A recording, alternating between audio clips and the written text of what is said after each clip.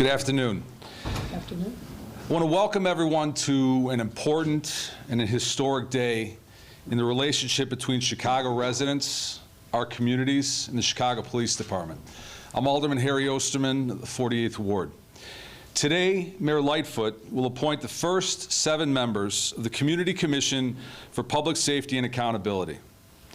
The members of the interim commission will play a critical role in listening to Chicago residents and giving a strong community voice to the important work ahead in building trust and strengthening the relationship between the Chicago Police Department and the communities that it serves.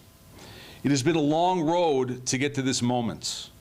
These efforts started in the wake of the brutal shooting death of Laquan McDonald, the Department of Justice investigation and report that followed, the federal consent decree which the Chicago Police Department is under today. The Empowering Communities for Public Safety Ordinance was enacted last July following recommendations for the Police Accountability Task Force, which followed other reforms that have been enacted, including the creation of the Deputy Inspector General for Public Safety and the Office of COPA, Civilian Office of Police Accountability. But in these critical efforts, there was a need for civilian oversight and strong community voice in the direction of policing in Chicago. The ECPS ordinance was pushed forward by voices of Chicagoans and community organizations from every neighborhood that demanded a role and a strong community voice in the direction of policing and safety in our city. And I want to recognize the GAPA and CPAC coalitions and all the organizations that worked in collaboration on that ordinance. Since January of this year, the Chicago City Council, specifically a working group of aldermen, have worked to take in applications, interview candidates, and give recommendations of 14 individuals to Mayor Lightfoot for consideration for the interim commission. I want to recognize the leadership and dedication and hard work of my colleagues who worked on the passage of the ECPS ordinance in the candidate interview process. I want to thank Alderman Rod Sawyer, Alderman Sophia King, Public Safety Chairman Chris Taliaferro, Alderman Carlos Ramirez Rosa, Alderman Leslie Hairston, Alderman Samantha Nugent, former Alderman Michael Scott, Alderman Michelle Harris, Alderman Matt Martin, Alderman Vasquez, and my colleague who's here today, Alderman Emma Mitz, and many others who made sure that that passed. I want to thank specifically Mayor Lightfoot for her commitment to this reform and for enacting and empowering the interim commission on public safety here today. We thank the members of the interim commission for their leadership in taking on this important task. And we collectively lend our support to them in the critical work ahead. Lastly, starting tomorrow, Chicagoans from every police district will have the ability to run for district council. 3 people from every police district will be elected in the February and April elections to run for district council. It's important if people want to run that they check with the Chicago Board of Elections on that process. These elections will be critical in establishing this commission, the full commission, which will take effect sometime next summer. This is an important democratic next step in this reform effort. Now, I'd like to bring up the Mayor of the City of Chicago, Mayor Lori Lightfoot.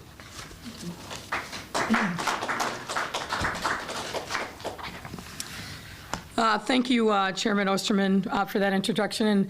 And good afternoon, everyone, and welcome back to our press room. Today, as you heard, we're here to deliver on an important promise: to increase community members' participation directly into the conversation about public safety and accountability, and also to give community members additional meaningful ways to contribute to our ongoing police reform efforts.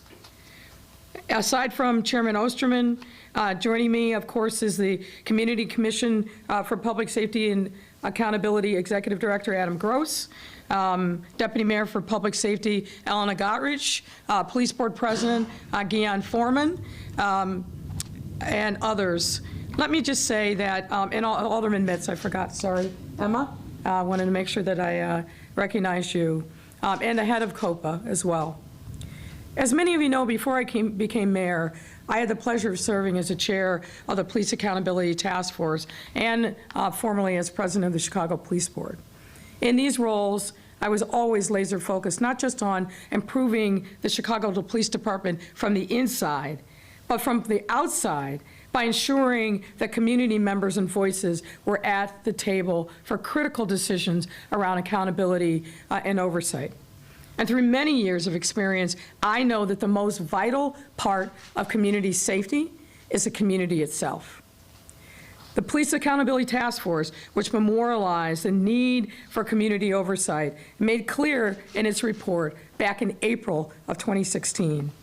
And thereafter, when we had the opportunity in that report to define specifically what that should look like, we knew then that we needed a much more robust and thorough community engagement process. So what's happened is community members led an exhaustive engagement process to fill out the contours of what that oversight would look like. And a year ago, we worked with community members and the City Council to craft an ordinance which enshrined this oversight into law. We are here today to announce the appointment of the interim commissioners for that commission, 6 of whom are with us here today. And congratulations, one and all, to each of you. If you recall, in that July 2020 event, City Council passed an ordinance which created the commission. The ordinance also created district councils, which will be elected within each police district and work to improve policing and public safety in a surrounding area. Today, together with the commission and district councils, we'll bring, our hope is, police officers and residents together to plan, prioritize, and build mutual trust in a district-by-district and really block-by-block basis. Strengthen the accountability system, give Chicagoans a meaningful new role in oversight, and explore and advance alternative and effective approaches to public safety.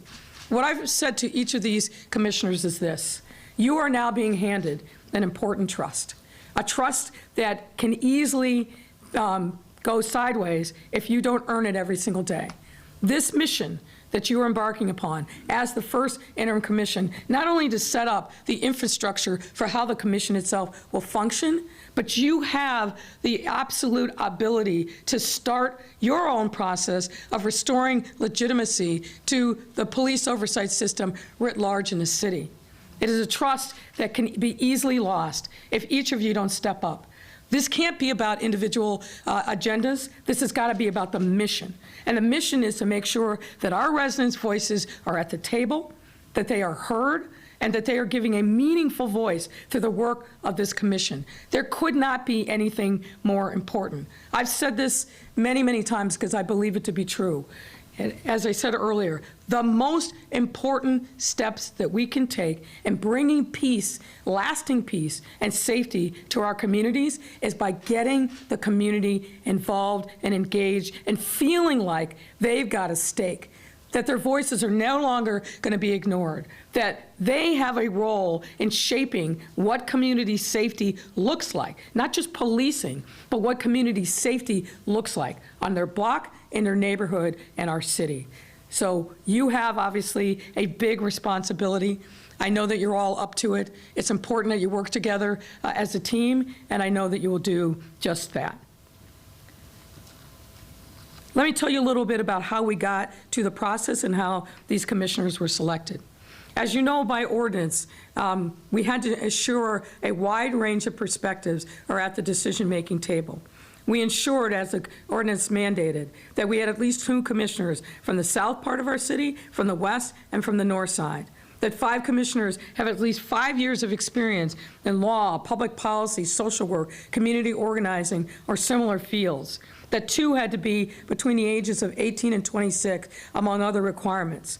Each applicant had to demonstrate their ability to work well with a range of people and be fair and objective.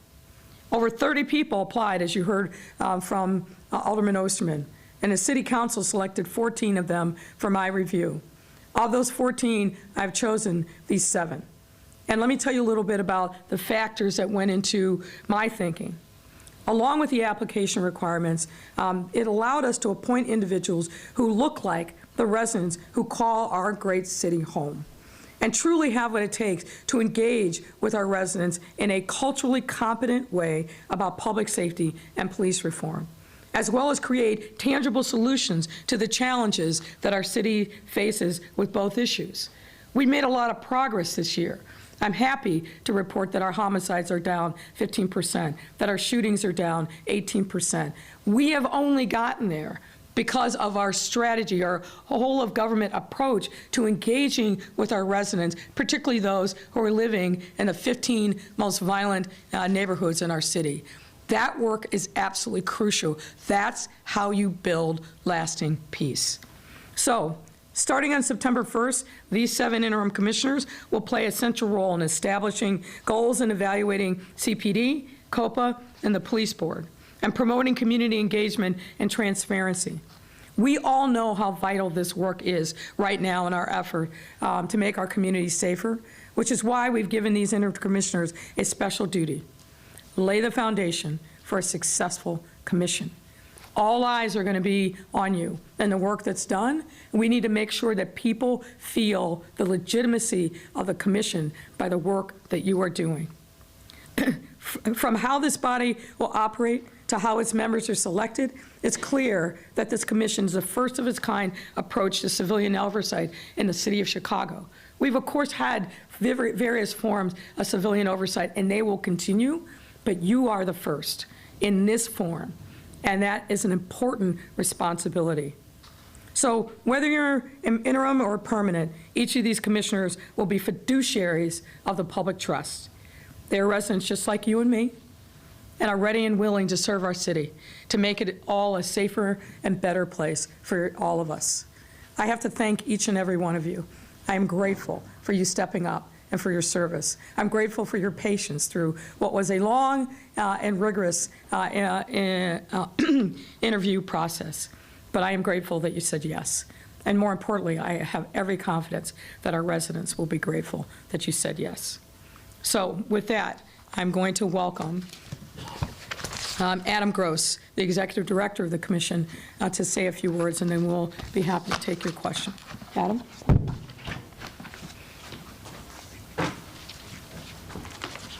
Thank you, Mayor.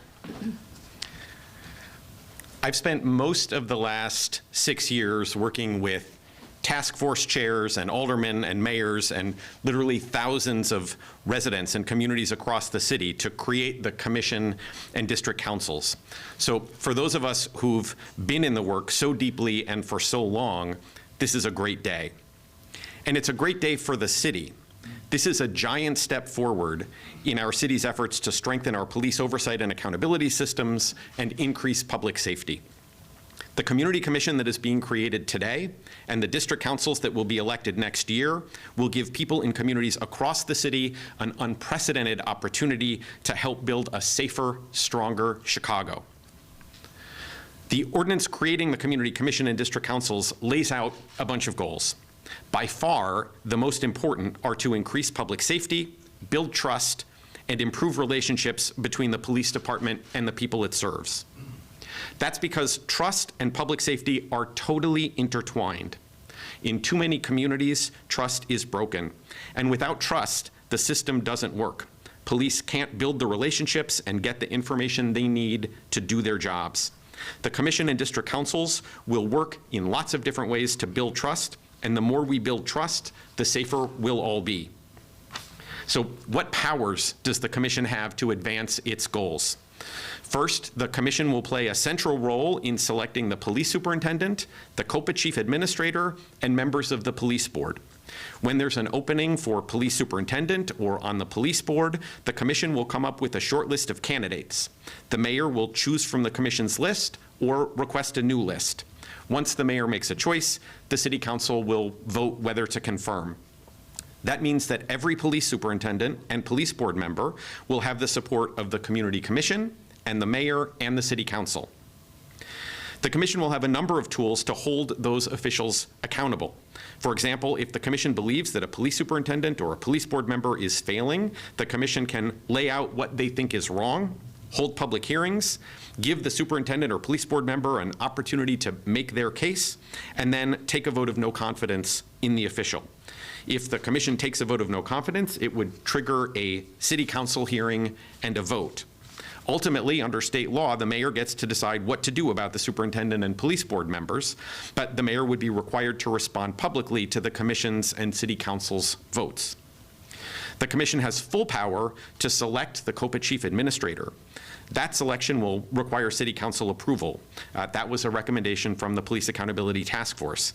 The commission can also remove the COPA chief for cause, and the city council would need to vote to approve that removal. Second, the commission will set police department, COPA, and police board policy. The police department will almost certainly continue to draft most policy, but the commission will review those policies and can make changes, and the commission can also draft policy. The ordinance is very clear that this is to be a collaborative process. Where there's disagreement about policy between the police department and the commission, there's a process to build consensus and seek to resolve any differences. Ultimately, the commission can vote on the policy, and nothing will become policy without that vote. Just like with ordinances passed by the city council, the mayor can veto a commission-enacted policy, and just like with ordinances passed by the city council can override a mayoral veto. There's one big limitation. The commission can't set policies covered by the police department consent decree. The consent decree already sets out rules for how those policies are made, and those rules stay in force as long as the consent decree is in place. The commission plays the same role in making policy, in setting policy for COPA and the police board.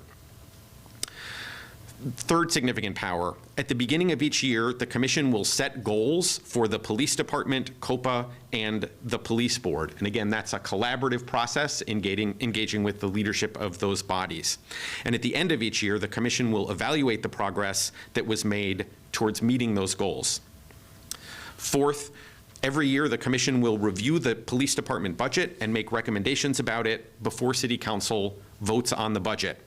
The mayor still has the power to draft the budget, and the city council still has the power to vote on the budget, but there will now be this important additional check in that process. Fifth, the commission can make recommendations about ways to improve public safety and public health, including with policies and procedures and programs that don't rely as much on the police. There's a growing consensus, including among many police officers, that there's a lot of work that police departments do that could be done as well or better by other people, or in collaboration with other people. The city has already done very important work creating pilot programs that don't rely just on police officers to respond, for example, to people in mental health crisis. The commission can play an important role in moving programs like those forward. Finally, the commission has a bunch of different tools to engage with people, learn about their issues and concerns, and work to address them. For example, the commission will hold public meetings at least once a month. It can require the police superintendent or COPA chief or police board president to come in and talk about issues and answer questions in the commission's meetings. And it can conduct research and publish reports, and hold hearings on important issues. The focus today is on the Community Commission, but I also want to talk briefly about another key part of this new oversight and accountability and public safety system that's being created, and Alderman Osterman and the mayor also made mention of this. Starting next year, district councils will be created in each of the city's 22 police districts. They'll be made up of 3 people in each district, elected in municipal elections in February. The district councils will have several key roles, and they include building stronger connections between the police and the community at the district level, holding monthly public meetings where residents can work with the police on local initiatives rooted in community concerns and priorities. They can also raise and work to address concerns about policing in the district and increase accountability. And they'll ensure that the commission gets input from the community so that the commission's work will be based on what people in neighborhoods across the city are most concerned about. People who are interested in running for district council can start gathering petitions tomorrow, and we'll be talking a lot more about that process in the weeks ahead. And after district council members have been elected and seated, they'll lead a process to select a permanent community commission. There will be an open application process. The district councils will review the applicants and nominate 14 people to serve on the permanent commission. Then the mayor will choose 7 of them for the permanent commission, and the city council will vote on whether to confirm them. Once that process wraps up, that permanent commission will replace this interim commission probably sometime in the fall of 2023. Thank you very much. And Adam is happy to take your questions. We're going to do 2 questions. Start with on topic first, if you have one, and start with Greg down Hello, Mayor. Craig? My on-topic question is, how will new policies or changes in policy, how will that generate? How will the commission actually be able to get that idea and make it real? Well, if you look at the folks that are in the interim commission, these are folks who are very much involved in their community, very much involved in a lot of issues around police reform and accountability, but also just quality of life issues in neighborhoods. I don't think there's going to be any shortage of ideas from the commission on how they want to do things. Now, the challenge is going to be making sure that there's a process for collaboration and feedback between the commission and whichever department they're choosing to affect with any new policy. And also just making sure that those really are vetted by the public writ large. And that's something, again, I don't want to presume to dictate, but what we've been doing, for example, through the consent decree process is when we come up with a policy, you put it out for public review and comment for a certain period of time. The public weighs in, you take that feedback in, and then you move on from there. That seems to me a very reasonable and transparent way to do it, but these commissioners will make their own decisions about how they want to set up those policies and procedures and practices. Okay, and my off-topic question is not that far off-topic. Do you have any response to the IG's findings that essentially said there were more times when officers were working long weeks than it might have been believed earlier? Yeah, I have not had an opportunity to dig into the details of that, and I will. But what I will say is that, we know that we've got to make sure that there is a process by which officers have time off. Tired, emotionally wrought officers, not good for them, not good for their families, and not good, frankly, for the community members that they're serving. So there's been a lot of conversation about this issue for the past several weeks, and it's my expectation that we'll be moving forward with a new set of policies so that there's more predictability and certainty over what those days off look like. Aaron, you're line. Hi. What does staffing look like for the commission right now? And I know there were 14 positions, I believe, budgeted. Correct me if I'm wrong, but is that enough to hit the ground running September 1st? I'm going to defer to the executive director, who's been working feverishly on filling positions. Go ahead. Thank you. I've been working feverishly to fill positions. Smart guy. There are a number of positions that have been filled. They're still in sort of the formal city process. A bunch more that will be filled over the course of the next 2 months. I think by the end of the year, we'll certainly be at the 14, and we're in discussions now as part of the city budgeting process to determine what the staff will be for next year. But an additional part of the answer to Craig's question is that there is a very robust staff to support the work of the commission and also the district councils who will support their efforts working in collaboration with the police department and COPA and the police board to set policy. So how many have been hired currently? I mean, how many have been hired today? 3. Okay. I suspect there will be 2 more by the end of, in addition to me, sorry, 4. I am apparently a person. 4. We'll ask your kids if that's true. And what will the first task be? I know the mayor mentioned laying the groundwork for this commission. It's the first of its kind. But what happens September 1st? Do you work on budget stuff, or what does that look like? That'll be for members of the commission to determine. There, as I laid out in my remarks, there are a number of things that they're required to do every year. For example, they need to identify candidates to fill vacancies on the police board, and there are currently some vacancies on the police board, so they'll need to turn to that immediately. They're supposed to review and weigh in on the police department budget, and we will soon be in the middle of the budget process, so they'll need to turn to that almost immediately. So there will certainly be a focus on those things that are required by the ordinance to ensure that they meet their obligations under the ordinance, and then beyond that, it will be for them to determine. Mr. Gross, could you just stay at the microphone? One question for you, and then the mayor, I have a second question. What do you say to those that argue that the commission doesn't have enough teeth, given that the mayor can veto policies, hiring, and firing? From where you sit, how do those criticisms hit your ear? The commission is like any other body that legislates anywhere in the country. Every city council, every state legislature, United States Congress, their decisions are subject to vetoes, and there are also procedures for overriding those vetoes. This is no different. Those are appropriate checks and balances. They're appropriate here, and I imagine they'll operate just as they do in other deliberative democratic bodies across the country. Mayor, question for you. If I can just Please. add on to that, sometimes when I stand behind here and listen to the questions, we immediately go to the points of conflict. This shouldn't be focused on that. If this commission is going to have any legitimacy, what it ought to be about is not a rubber stamp. No one wants that. But building consensus.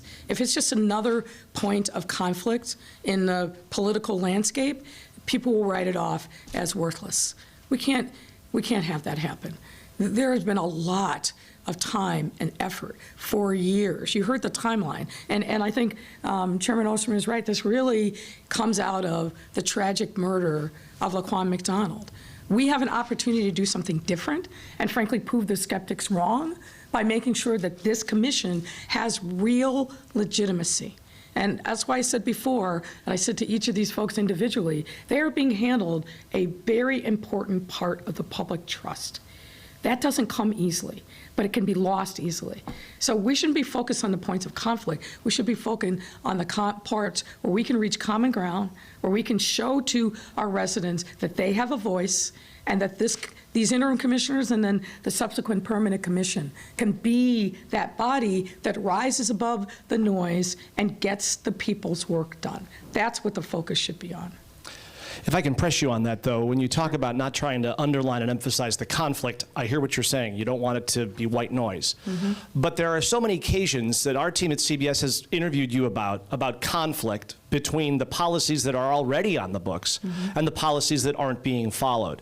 So many of the wrong raids, the police cameras, body cameras, et cetera. What have we done every single time that I understand. we have seen it, or I haven't the asked my public has question. seen it? No, but let me just follow up here. Every single time where we have seen that there has been an issue, and we go back and we look at our policies and procedures to see, are they right, but the execution didn't work, or does a policy need to be redone? I would say in the last 3.5+ years, and I will let you ask your question, we have done more to look at ourselves, to re-examine policies and procedures, the pursuit policy, the search warrant policy, the foot pursuit, the car pursuit, the foot pursuit, search warrant, the big things that really directly affect people's lives. We haven't been shy about saying we need to do better, and we have done that. I interrupted you. That's okay. I guess the question is more about, this is a commission that's focused on new policy and amending policy, but following existing policy is really critical to those things you just enumerated. How do these two things jibe? Well, note the word accountability in the name of the interim commission. They're going to have the ability to listen to the public, listen to the media, and where they see that there are things that are lacking, bring whoever the necessary party is to the table and ask hard questions in public. That's the whole point of the accountability piece. But accountability to members of the public and our residents, but also everyone who heads up one of these agencies, whether it's COPA, whether it's the police board, the police department, of course, they all understand public accountability. They face it every single day. This is just going to be in a slightly different form than what they have historically been in front of. So I feel very confident. Look, when you have a police department that roughly has 12,000, 13,000 sworn members, and then a larger number when you add in the civilians, that's a large organization. And you set the tone at the top, you have the rules and procedures, you do the training, but there are always going to be issues. That's just the nature of I think, ourselves as humans. Nobody is going to be 100% perfect. I can't think of a single organization that I've ever been associated with or known, including the media, that gets it right every time. But what our goal should be is to strive towards being as good and as responsive as possible. People are going to understand when you fall short. If you own it, you accept it, and then you try to improve yourself from it. But perfection isn't a realistic goal. What is a realistic goal is making sure that this interim commission has what it needs to be successful, if defined by changing the landscape around bringing the public voices to the table around reform and accountability. Charlie Lisi. Good How are afternoon, you? Mayor. The on-topic question involves the full commission once it is constituted and you elect members. Do you have any concern that it'll be hard to find enough qualified, interested people who will want to be doing this job in the future? Well, look, as all of us can attest, doing the people's work isn't easy. And there aren't a lot of folks that are stepping up and raising their hand. That's why I think it is so incredibly commendable that these folks have. I think the task of the interim commission is going to be to make sure, A, that we get great people at the DAC level. That's going to be important. And that we do the work of advertising and reaching out and engagement to make sure that people know this is something different. This is something new. You can't be on the sidelines complaining.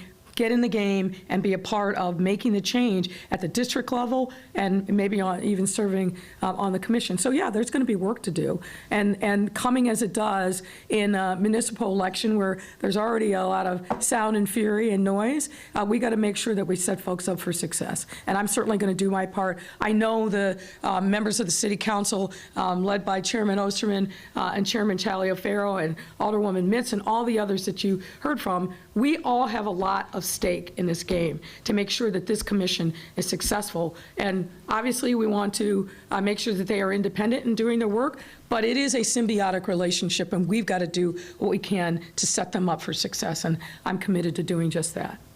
I will seize on the word sound, fury, and noise from my off-topic question, which involves the street takeovers we saw over the weekend. Chicago police here, they have a plan in place, they have a task force in place.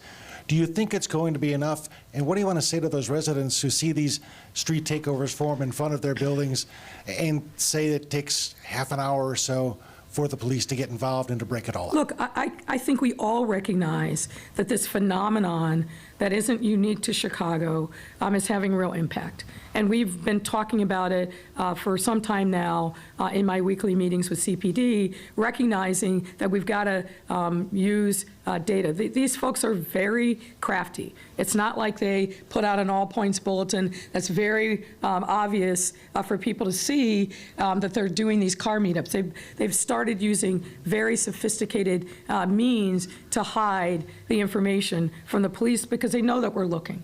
So we've got to get and continue to look at ways in which we can be more proactive to see these things as they're coming, but then, of course, once they happen, to respond immediately. And, you know, as the superintendent said earlier today, I'm confident, based upon the information that we have, the videotaped information, the license plate information, we are going to be making some arrests in the coming days. But But we need to also make sure that we're being collaborative with our regional partners, because a lot of this is led by people that don't even live in Chicago, and in some instances don't even live in Illinois. So this is a much more complicated problem than I think sometimes it would seem at first blush, but we're very focused on doing it, because what I'm concerned about is not only the harm that's being done to area residents, and that is a harm for sure that we want to make sure that we eliminate, but one of these cars that spins out of control, somebody's going to lose their life.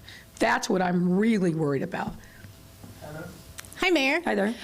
The ordinance that was passed in July of 2021 to create the commission called for the interim commission to be formed 8 months ago. Is that delay an indication of a lack of commitment on your part or the administration's part to giving this board real authority over the police department?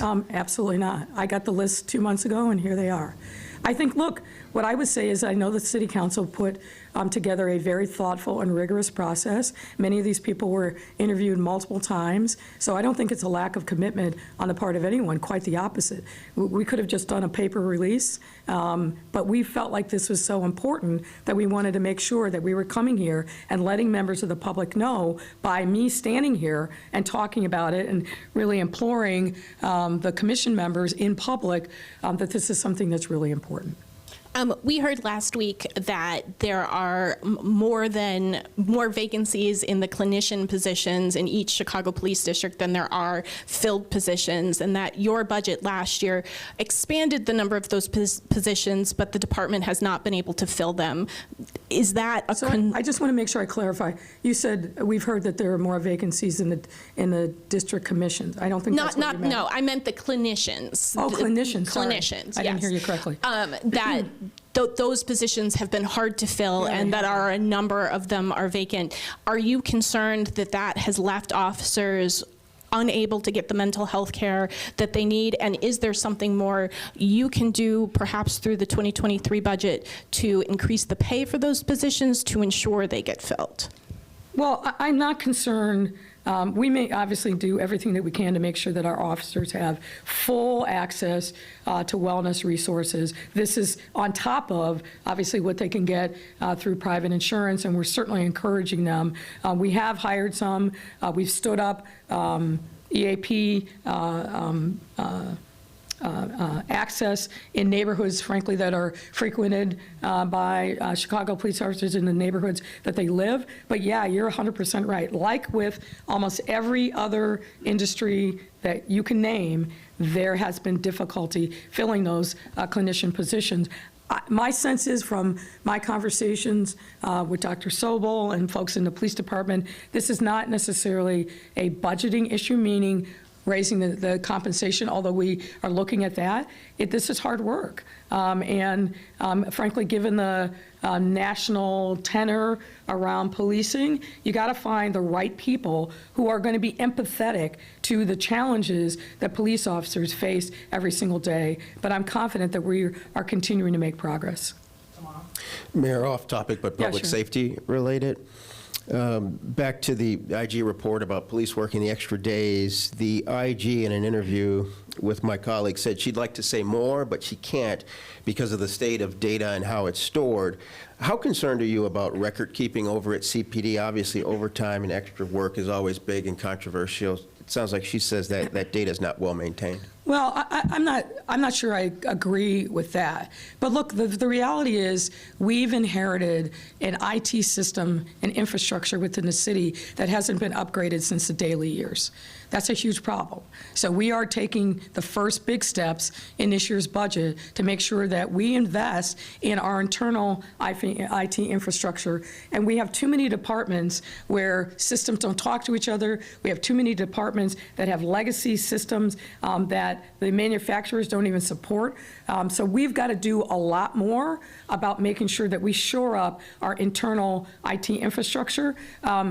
It's always nice when the IG talks in public about an issue instead of talking directly to us, but maybe Ms. Witzberg will give us the benefit of talking to us directly.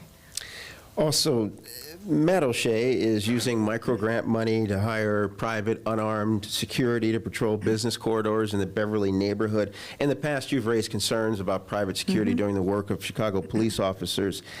Has your position on that changed? No, it hasn't changed. I have great concerns about private security officers acting like or passing themselves off as CPD officers, particularly when those private security companies are hiring off-duty Chicago police officers. Look, I get the concerns, absolutely, but there's got to be communication and not unilateral action, particularly when, if those are off-duty Chicago police officers, if something goes wrong, guess who gets sued?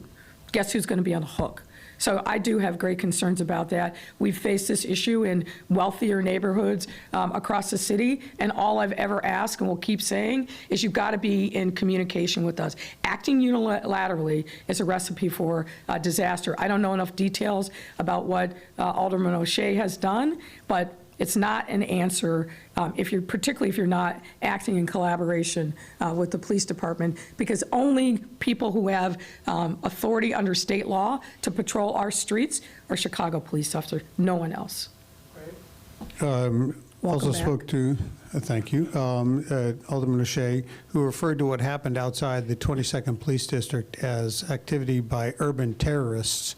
Can you speak to the brazenness of what happened there, shots fired at people pulling into a police station, and what more, if anything, can be done to stop this kind of activity? Well, obviously, I'm not going to use that language, and I won't adopt that language, and I don't think that that's necessary. Obviously, any shooting anywhere is a problem. Any shooting that endangers life and limb is a problem. Any shooting that endangers the life of our police officers is a problem, period.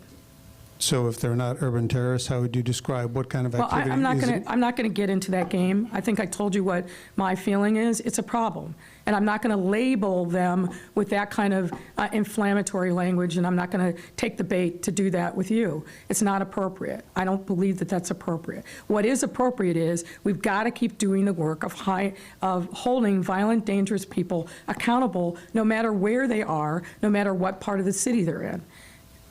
And if we can just ask, with this interim commission, how, if people are looking at this and saying, you know, great, we want reform, which people do, but people right now are very concerned about safety, practically speaking, what is this commission going to be able to do to actually improve the safety with the drag racing, the drifting, the shootings like this? Look, a fundamental part of improving safety is having the people in the community believe that the police are legitimate forces for good.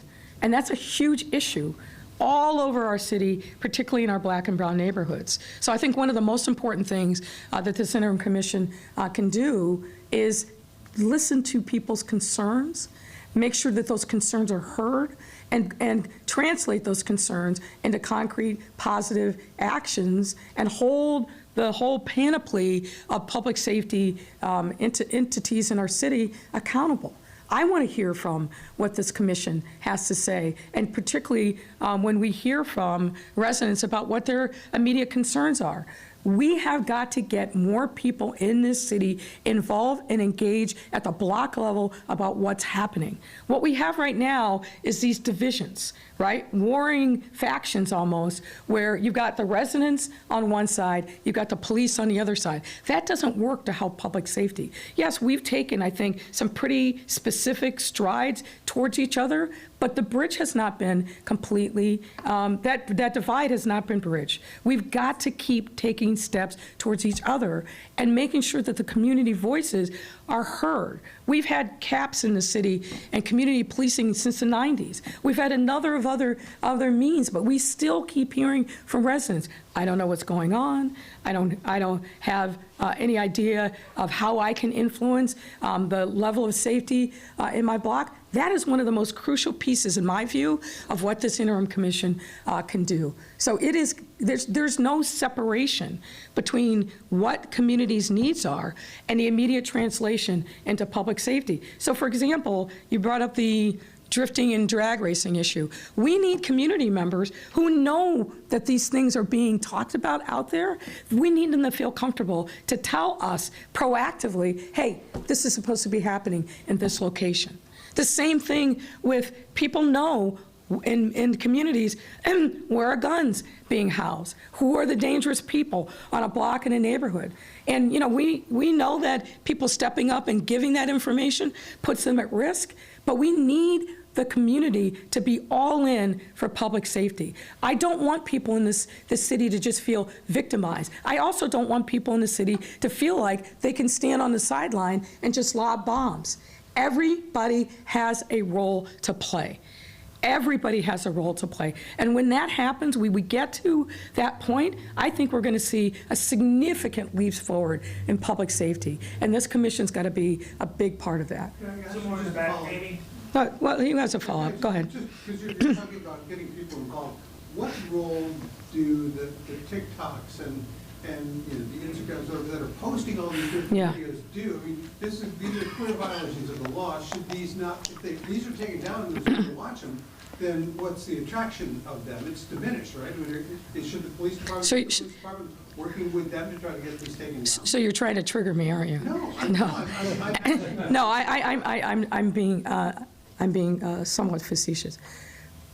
I think the lack of responsibility on the part of social media companies who absolutely know exactly the kind of things that are being posted, their failure to be proactive in addressing these issues, to work proactively with law enforcement is an absolute abomination. I'm one who believes that the federal government has to step up and regulate every single one of these platforms. Whether it's selling guns on social media, brazenly and openly, and nothing's being done about it. Whether it's this kind of thing, advertising things that clearly threaten public safety. Whether it's violence against women, whether it's child pornography. There is a whole marketplace of illegal activity that is going on every single day on social media, and these social media companies absolutely have the ability to regulate what's happening on their platforms. This isn't a question of First Amendment rights. This is a question of public safety for our kids and for our communities.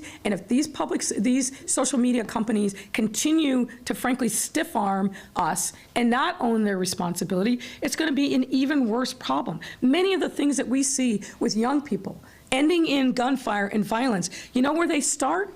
They start on social media. They start on social media. And the other corollary to that is, and again, this is where I think this interim commission can play a really big role, people in the community see it and know about it. They've got to act. We can't be silent. If we are silent, we are complicit. And that is a huge problem. But social media, for all the good that it does, it is a huge challenge for public safety. It's a huge challenge for our democracy, and they need to be held accountable.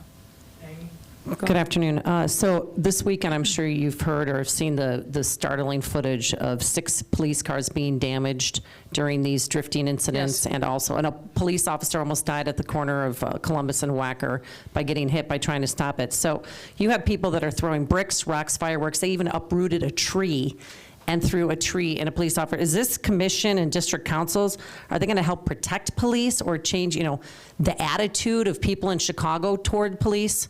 Because they are under attack. Look, I think, frankly, with respect to that, the first and foremost thing that we've got to do is make sure that we hold those people that are doing that work accountable in a public way. That is the way that we have to do that. We cannot let these people who have no regard for public safety, no regard for the sanctity of life, because you're not doing that if you care about the life of yourself or somebody else. We've got to hold them accountable, period.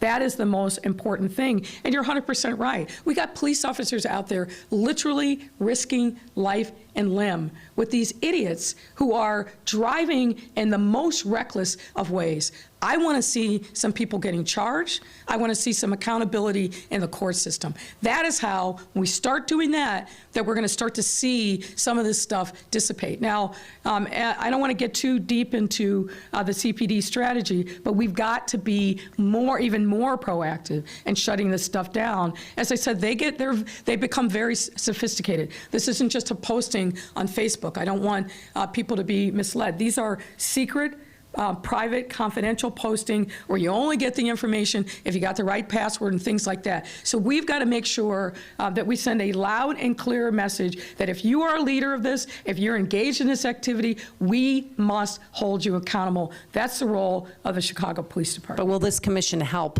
with changing people's minds Well, about I hope police? so. I think there's a long laundry list of issues that this commission needs to take on and starting to, I think, win back the public trust and legitimacy. But they will clearly be a forum for some of these new emerging issues. But in the first instance, the police department must work collaboratively with our regional partners, with our federal partners, find these people and hold them accountable. And my hope is that when an arrest is made, charges are made, that the judges are going to hold them accountable as well. All right, last week, this is a follow-up to the conversation we had last week about the super PAC that has that Summer of Yeah. Joy ad.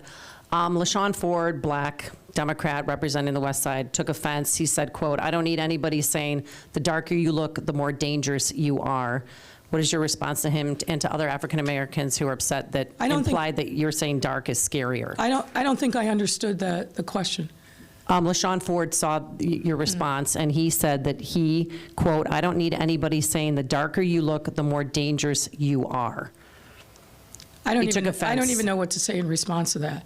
Some group that intentionally darkens my complexion and then shows a bunch of images of supposedly black men from Chicago engaging in criminal activity to a mostly white suburban audience. If you're not offended by that, I don't know what to say to you. Last two in the back, Mallory. Hello, Mayor. Hi there. I just had a question about how this commission would work with aldermen. So for some community members in Chicago, maybe they don't know their alderman or they won't go to their alderman. And maybe they prefer their Facebook community page. Is this commission going to be working with residents to kind of function as an in-between to aldermen and residents and then communicate to CPD? If the community member is complaining about an alderman online, maybe, is the commission the person for them to go to if they feel like they're not getting support from their alderman or they don't know? What is the relationship with the commission? That's what elections are for. If the community members have an issue with their alderman, they should vote. But the commission's primary mission is to make sure that community voices around public safety are being heard. That's their primary mission. So again, Adam may want to elaborate on that, but this isn't about pitting the commission members against aldermen. This isn't supplanting the work that aldermen are doing on a regular basis and setting up their community town halls. This limited but really broad topic is about bringing community voices to the table to talk about public safety, community safety, literally on a district by district, ward by ward, block by block basis. That's what this commission is about. And then the other piece of that is bringing the community voices in, but the other piece is holding accountability. And as you heard from Director Gross, there's a number of tools baked into the ordinance itself, which is around accountability and tools that this commission can use to make sure that accountability is meaningful and real. But I think in the first instance, and I don't want to necessarily speak for the commission, there's a lot of logistical work that has to be done. It's budget season. They've got to be looking at and weighing in not only on their own budget, but the police department budget and the budget of the other organizations over which they have oversight. There's a lot of interim work that needs to be done. And then thinking about how is it on a monthly basis that they're going to be engaged, a minimum of a monthly basis that they're going to be engaging with members of the community. There's a lot of big decisions that have to be made in a short period of time for them to get this interim commission up and running. Adam, I don't know if you want to add to that. You don't have to. Sure. I just add, I think, to your question, the work that happens at the district level will be significantly the purpose of these district councils that will be created next year. So 3 people elected in each police district, which doesn't just mean those are 3 people doing all the work in those districts. Their role is to engage as many people as possible in those communities to do precisely the kind of work that the mayor has been describing. Okay, thank you. And then my off topic is just talking about the Chicago Board of Elections bringing down the district number. do you have, could You mean city the council? precinct numbers? Yes, the precinct Okay. numbers. Can city council get involved? Can you get involved? Is more than 700 precincts too many for polling places to be closed? So the thing that you should know is that the Chicago Board of Elections is not subject to the jurisdiction of the mayor or the city council. We provide some funding, but so does the county and others. The Chicago Board of Election is a wholly independent body created under state law, and the Board of Electors are all appointed by the chief judge of Cook County. So I wish I had more influence over them, but I do not. Now, that doesn't mean I'm not concerned about the elimination of precincts and so forth. Look, I think I need to understand better, and we've reached out to them about why they have made the decisions that they're making, what their plan is. I know from really starting with the first election back in March of 2020 that was run at the height of COVID. These are very challenging times for boards of election all across the country, not just something that's unique to Chicago. I know then, and I think this continues to be an issue, if you look at the primary workforce for elections, it is mostly volunteer, mostly seniors, and a lot of those people do not want to be in an environment now, given COVID, where they are potentially exposing themselves to members of the public that are coming in at large. I also know that a number of the places that used to be polling places across our city have also said equally, like schools, like other community places, thanks for the memories, but we want to make sure that our buildings are also pristine, and we don't want to, we no longer want to be polling places. Again, I'm basing that based upon previous conversations with the Board of Elections, where frankly, we had to come in and help support them to be able to pull off elections. But, it would have been better, of course, if they had been proactive and communicating this and not just doing it, and now they're under fire and people are confused about who actually makes the decisions. I can assure you it's not me, it's not the city council, because we would have done this in a very different way. But I think they've got to explain themselves to the public and make sure that with this fall election that's coming up in November, that there are adequate places for people to be able to go and vote in every neighborhood. We are living in a time where people, and rightfully so, are super sensitive about anything related to voting and polling places in the city of Chicago and the state of Illinois, and particularly in our city, where we are deep midnight blue. The last thing that we should be about is shutting down opportunities for people to be able to vote. Now, having said that, there's been a lot more people who have taken advantage of early voting and have taken advantage also of vote by mail. So maybe that is part of the justification, I don't know. But whatever it is, they need to explain it, and they need to be transparent about it as quickly as possible. All right, thank you, everyone. Thank you all. Thank you.